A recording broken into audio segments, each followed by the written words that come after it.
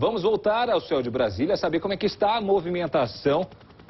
Hoje, dia da paralisação dos funcionários da empresa de ônibus Planeta, que deixou de atender aos usuários do transporte coletivo na região do Itapuã, do Varjão e também do Paranoá, nesse início de manhã. Eles começaram a paralisação às 5 horas da manhã, não tem hora para acabar, uma paralisação que, como você viu agora há pouco no DF no ar, deixou dezenas, centenas de pessoas sem conseguir se deslocar de casa até o trabalho ou voltar para casa, justamente porque não existe o transporte coletivo atendendo essa região. Cerca de 100 ônibus estão na garagem da empresa Planeta e não vão sair até que um canal de negociação seja aberto entre os rodoviários, motoristas e cobradores e os diretores da empresa. Para falar sobre esse assunto, participa agora do DF no ar por telefone o diretor do DF Trans, Marco Antônio Campanella. Diretor, bom dia, muito obrigado pela participação. O DF Trans já sabia dessa paralisação, teria sido informado justamente para tentar se preparar para evitar o transtorno a tantas pessoas no início de manhã? Não, nós não... Bom dia a todos. Nós não tínhamos conhecimento dessa paralisação. Nós temos mantido um contato permanente com as empresas, com o próprio sindicato dos rodoviários, que tem sido um colaborador nessa fase de transição que nós estamos vivendo. Como todos sabem, o governo Agnello, o nosso vice-governador Filipelli estão à frente diretamente de um processo de licitação para a renovação de toda a frota, integração do sistema, melhoria da qualidade do serviço que hoje é prestado à população, que é um serviço ainda muito ruim por conta de toda a situação que nós recebemos. Estamos buscando essa mudança com essa licitação que está em curso, entre outras medidas. Diretor. E é uma fase de transição delicada. Nós sabemos aí das dificuldades do relacionamento entre os trabalhadores e algumas empresas. E estamos desde as primeiras horas do dia, da manhã, buscando informações sobre a motivação dessa paralisação. Pela informação que recebemos de alguns diretores do sindicato, trata-se do descumprimento de alguns itens do acordo coletivo. Não é a primeira vez que isso acontece com essa empresa e com outras empresas aqui do Distrito Federal. Enfim, temos que apurar com mais exatidão exatamente essa motivação. Nós já estamos fazendo um esforço para tentar algum remanejamento de frota que possa, ao menos, minimizar esses transtornos que estão sendo causados à população da região do Paranoá e Itapuã. Um transtorno muito grande, diretor, que começou às 5 horas da manhã. O senhor acompanha imagens nesse momento feitas pelo helicóptero da TV Record de pessoas que se amontoam nas paradas de ônibus, que vão ter que enfrentar coletivos completamente lotados para tentar se deslocar nesse início de terça-feira.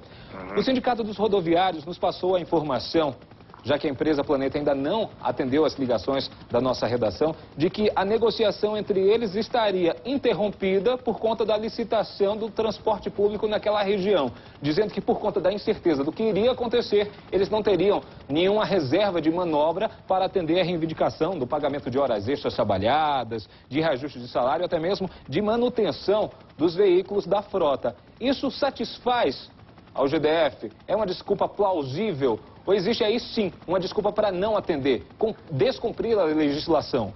Não, de forma nenhuma. Essa licitação está em curso e ela abrange todo o Distrito Federal. Nós já temos 2 contratos assinados, uma na Bacia Oeste e outra na Bacia Sul da cidade, 2 empresas, inclusive a própria Pioneira, que é do Grupo Planeta, do mesmo grupo, já ganhou uma licitação para operar a Bacia Sul da nossa cidade.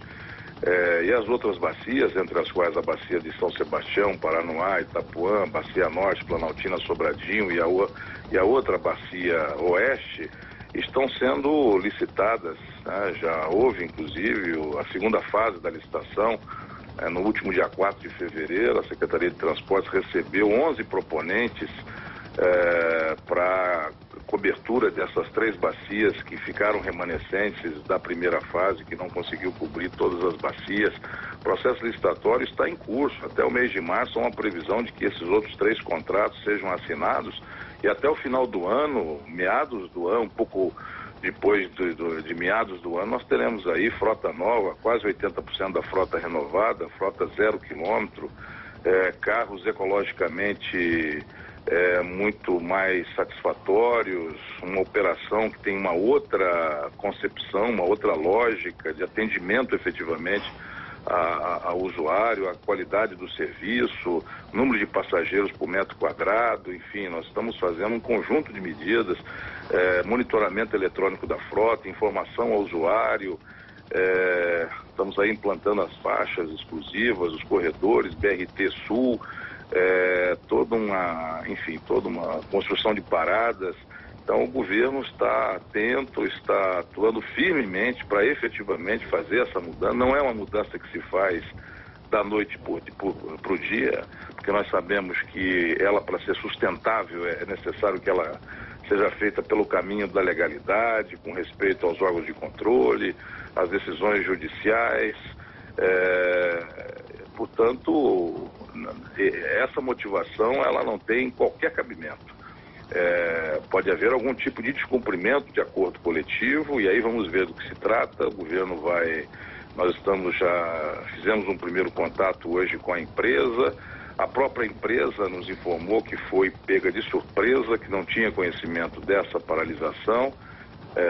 De modo que nós estamos reunindo agora as informações, já convocamos uma reunião entre as partes e vamos buscar uma intermediação, uma interlocução que temos feito permanentemente com empresas, com rodoviários, com o sindicato, para que haja o retorno à normalidade nessa região o mais rapidamente possível. Então, só para situar quem está em casa, diretor, essa cena que você acompanha agora é de uma parada de ônibus com dezenas de pessoas aguardando o transporte coletivo ali na região do Paranoá e Itapuã, onde desde as 5 horas da manhã, rodoviários que atendem a empresa, que trabalham na empresa Planeta, decidiram cruzar os braços como forma de protesto. Protestam contra a falta de negociação com a direção da empresa, que fechou o canal para conversar sobre a negociação, o pagamento de horas extras trabalhadas e também reajuste salarial. Por conta dessa paralisação, nós vimos um carro aí na frente, não vou afirmar que é um transporte pirata, mas abre com isso, diretor, a possibilidade justamente da ilegalidade. Sim, a pirataria nesses momentos ela se manifesta de uma forma muito mais contundente. Aliás, a pirataria é produto direto da ausência de um transporte de qualidade, né? Essa é a razão principal da pirataria. Mesmo assim, nós temos feito aí um combate incessante a grupos, até mesmo grupos organizados, né, que organizam o transporte pirata, até porque ele tem sido uma ameaça permanente à integridade física, né, do usuário. Nós sabemos que o sistema está ruim, nós temos aí ainda uma frota velha, um sistema que se esgotou, por isso essa licitação que está em curso, que o governo está promovendo, mas há realmente uma ameaça muito grande ao usuário quando ele entra num carro que ele não sabe quem é o condutor, não sabe a condição do carro, a situação do veículo, de modo que isso é mais ou menos inevitável, mas a nossa fiscalização está atenta para evitar que a pirataria se alastre, porque ela efetivamente compromete a integridade física dos passageiros. Vou pedir para o Raposo voltar rapidamente nessa imagem do pessoal, dos usuários tentando se esconder na sombra de um prédio. Eles que estão aguardando desde o início da manhã, 6 horas, 5 horas da manhã, nessas paradas de ônibus, e passaram para o canteiro central da via, onde existe a sombra de um prédio do outro lado da rua, para justamente tentar fugir do sol quente, que já deve estar fazendo nesse momento na região. Eles que aguardam há horas pelo transporte coletivo, que é atendido pela empresa Planeta, onde os funcionários decidiram cruzar os braços nessa manhã como forma de protesto. Eu quero agradecer aqui, mas rapidamente, diretor, antes de finalizar a nossa conversa, o que é que pode ser feito de forma emergencial para diminuir o sofrimento dessas pessoas, como o senhor vê aí, que de tão cansadas de esperar, decidiram ir para o canteiro central para pelo menos fugir do sol quente? Nós estamos, como disse, desde que soubemos dessa paralisação, fazendo contato com outras empresas que operam na região para ver a possibilidade delas colocarem acrescentarem alguns carros na operação agora no horário de pico ainda. Nós temos aí pelo menos mais 2 horas, onde a movimentação, né, e o fluxo de passageiros deve ser intenso para a região central do Distrito Federal. Ocorre que as empresas, de modo geral, têm um limite, né? Todas estão com seus carros na rua nesse horário normalmente. Então, a dificuldade é essa. Tirar carro hoje de outra região e colocar nessa região, nós estaríamos trocando 6 por meia dúzia, descobrindo a cabeça, encobrindo os pés ou vice-versa. Mas, enfim, nós vamos continuar fazendo esse esforço para que, como já dentro de 1 hora, mais ou menos, meia hora, 1 hora, algumas empresas estarão já com alguns carros parados e nós buscaremos deslocar essa frota que vai entrar na estocagem dentro de alguns minutos. Vamos buscar deslocar essa frota para essa região para atender a população.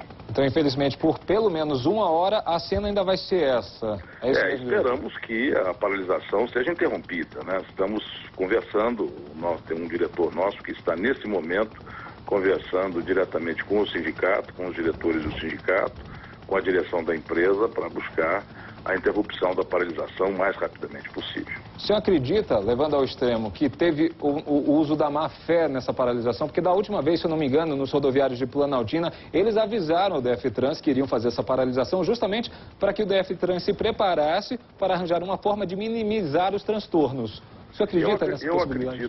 Eu acredito que tenha sido um movimento, talvez, que não tenha tido o controle direto da direção do sindicato, porque a direção do sindicato, o presidente João Osório, tem sido um grande colaborador no sentido de nos informar sempre que uma paralisação estiver na iminência de ocorrer. Isso aconteceu, inclusive, na última semana com o Grupo Amaral, na região norte da cidade. Nós fomos informados de que haveria a paralisação. Tivemos condições de nos antecipar e tomar algumas medidas para reduzir o impacto da paralisação sobre os passageiros da região.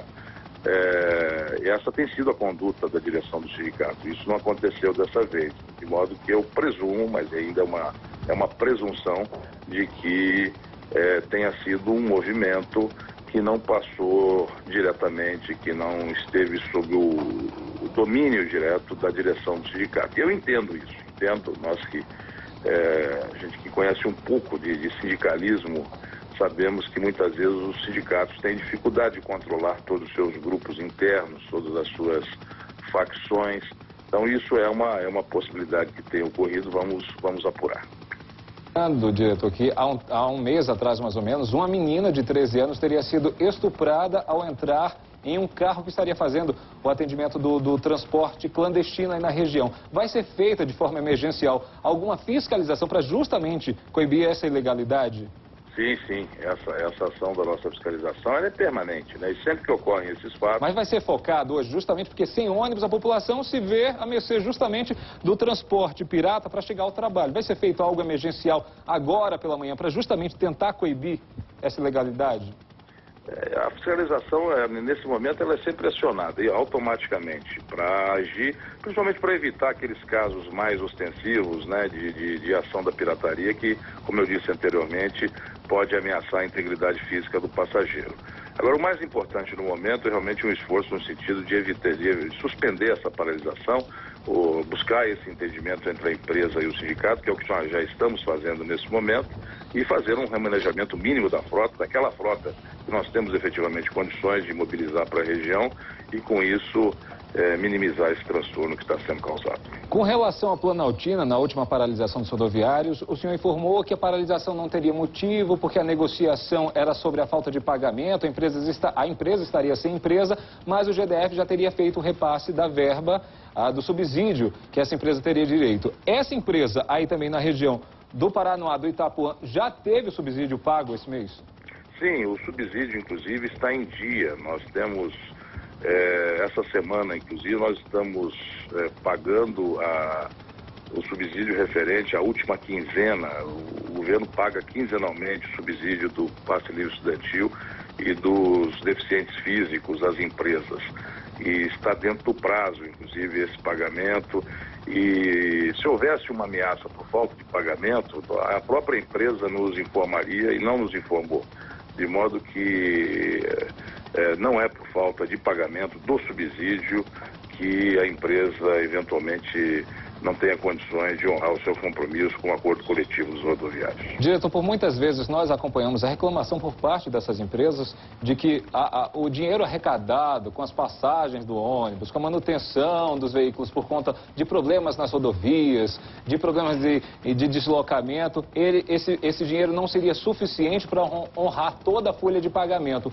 No caso do Paranoá, onde a malha viária é aceitável, isso seria também justificativa que possa ser dada aos usuários? Não, não é justificativa. Inclusive, no último acordo coletivo que foi firmado entre as partes, entre as empresas e os sindicatos rodoviários, nós verificamos, né, que havia que o subsídio repassado pelo governo às empresas era absolutamente suficiente para honrar o aumento que foi concedido, o aumento que cobriu a inflação do período, mais um reajuste, um aumento real do salário e a manutenção do plano de saúde, o plano odontológico que beneficia, favorece a categoria dos rodoviários. Nós sabemos das dificuldades existentes hoje no sistema, temos uma tarifa que está congelada há 7 anos, mas era uma tarifa muito alta no período anterior, tinha muita gordura para queimar, certamente. Por isso mesmo o governador Aguinello adotou esse procedimento de não mexer um centavo na tarifa enquanto nós não conseguirmos oferecer um transporte de qualidade à população de Brasília, e foi o que fizemos esses 2 primeiros anos. Nós estamos aí diante de uma paralisação pontual que atinge uma região, que traz um grande transtorno à população que precisa do ônibus para se deslocar ao seu local de trabalho nessa região, mas nós não tivemos nenhuma paralisação geral do sistema que comprometesse o funcionamento do sistema nesses 2 anos, graças exatamente a esse esforço do governador Aguinello no sentido de não mexer na tarifa, garantir o subsídio e fazer efetivamente as mudanças estruturais que estão sendo feitas, principalmente através dessa licitação que está em curso e que deverá ser concluída ao longo desse ano. Então esse é um esforço grande que está sendo feito, é um momento de transição delicado, extremamente delicado, em que nós vamos precisar muito da compreensão dos operadores que estão operando ainda nessa fase de transição, independentemente se vão ou não permanecer no sistema. É um momento de transição que exige também da parte dos trabalhadores uma grande compreensão, e essa compreensão já está havendo. O governo está atento também para a questão do emprego dos trabalhadores, porque nós sabemos que haverão algumas mudanças, empresas que sairão, outras que entrarão.